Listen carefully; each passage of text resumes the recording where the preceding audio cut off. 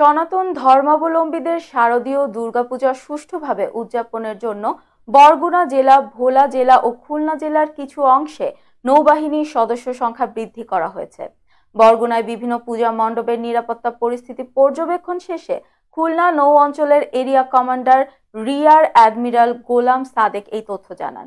প্রতিনিধি আসাদ তালুকদার জানান, সকাল 11:30টায় সদর উপজেলার আখড়াবাড়ি দুর্গাপূজা মণ্ডপ থেকে কার্যক্রম শুরু করেন। এই সময় তিনি বলেন, শারদীয় দুর্গাপূজার সর্বজনীন ও উৎসব মুখর করার জন্য র্যাব, পুলিশ ও আনসার সদস্যের সাথে কাজ করছেন তারা। নিছিদ্র নিরাপত্তা ব্যবস্থার সার্বিক পরিস্থিতি পর্যবেক্ষণ করছেন নৌপ্রধান। দুর্গাপূজায় কোনো ধরনের হুমকি নেই জানিয়ে তিনি বলেন, নৌবাহিনীর সার্বক্ষণিক নিরাপত্তা ব্যবস্থায় আশ্বস্ত হয়েছেন সনাতন ধর্মাবলম্বী সহ পূজা উদযাপন পরিষদ ও মন্দির কমিটির নেতৃবৃন্দ।